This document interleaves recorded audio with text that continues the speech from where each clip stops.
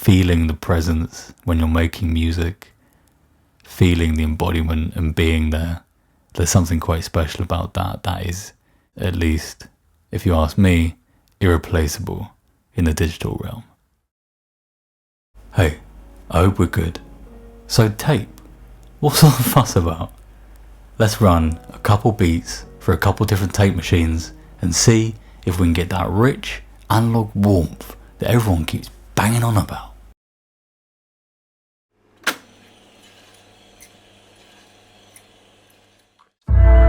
It's like breathing, I've been up every single evening. Birds stay tweeting, but these bars need tweaking.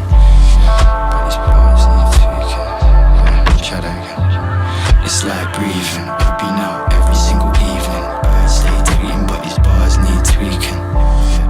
But these bars need tweaking. Still going, long way ahead. Barriers to jump like we was running from the feds. Never saw the pack, but seen a lot of Zeds. Stabbings, guns and vests, it's a mess. Sometimes I think, Flynn, who are you to talk? What'd you do this for? But I know it's this for me, this my therapy. Write it down and let it go before it gets the best of me. Thoughts in my head, they heavy, G. What's my destiny? A track that's very close to my own heart, because it was one of the first projects that I worked on when I first moved to London. It's by an artist and good friend called Flynn, FLN, and it's called Save Us. Reel-to-reel tape machines, specifically the Akai 4000 DS. These devices first found their home as prosumer hi-fi equipment. However, these days, I think they're mostly found in studios like mine. I think these are a great investment because the minute you buy a tape machine plugin, it is essentially worthless. However, these will carry on going up in value because they will never make them again. I got this specific model for about £20 on Facebook Marketplace from a guy in East London, which is quite a good deal as they usually go for, I think, £150, £200. It was sold as spares and repairs. However, when I got it back, it was a relatively simple fix. I'm going from the line outs on my audio interface to the line ins on the tape machine, recording the playback from my DAW. Then to record the tape back into my DAW, I'm just going from the line outs on the tape machine to the line ins on the back of my interface.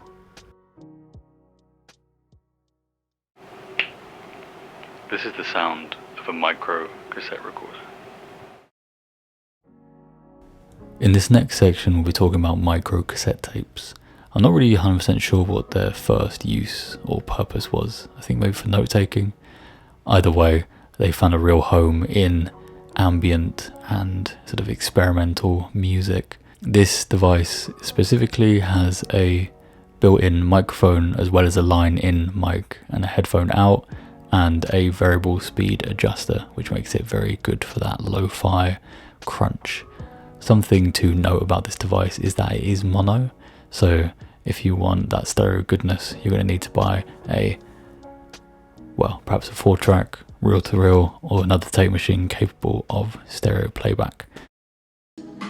Break my heart in two. Break my heart in two. Break my heart in two. Break my heart in two. Break my heart in two. Break my heart in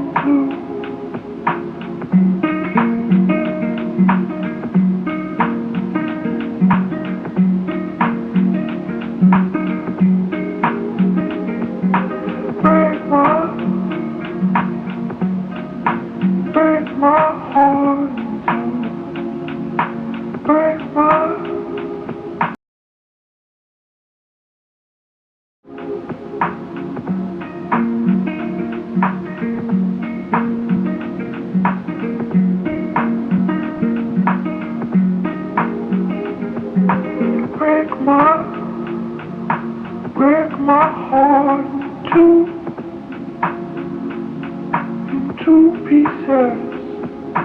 Break my break my heart in two. Break my heart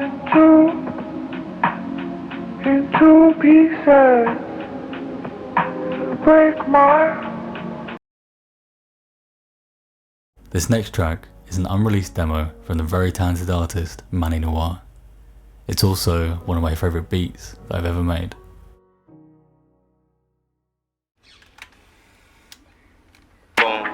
Sending all these texts just to check if you're home. The trees that we've grown, still trying to reap the seeds that we've sown. With you I'm on a high like a flown. With you I'm on a high like a drone. Child's play but this ain't Bugsy Malone. Kinda wishing you won't leave me alone. Can't you see it in my eyes, can't you hear by the tone? I can feel it in your lips, I can hear by the moan. That you dangerous, you bad to the bone.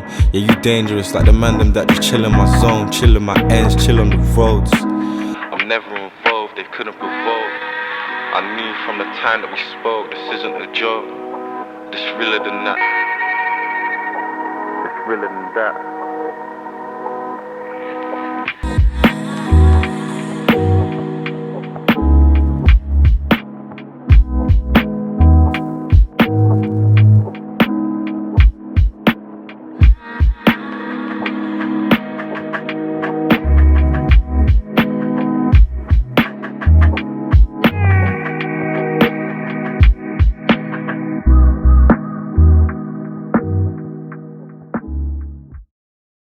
So, tape machines.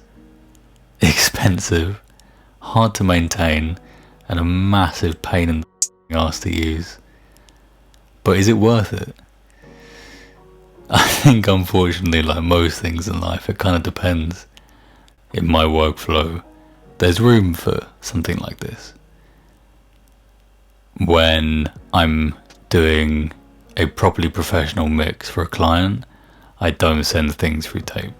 However, as you can hear on these demos, especially the first one, I mean obviously the microcassette is a bit different, that's more of an aesthetic and a sort of, very specific mixing technique. But on the first example with Save Us, sending that track through tape really de-harshed everything. Kind of like, the Soothe plugin, kind of like what they offer. It took all the harshness out of the high end in a really pleasant way, and I definitely prefer the After. However, it takes quite a long time, and it's probably something you could do with an EQ. However, what you can't get with an EQ is a meditative sense of peace when working with music. There's something about sitting there, spooling up the magnetic tape, feeling the presence when you're making music, feeling the embodiment and being there.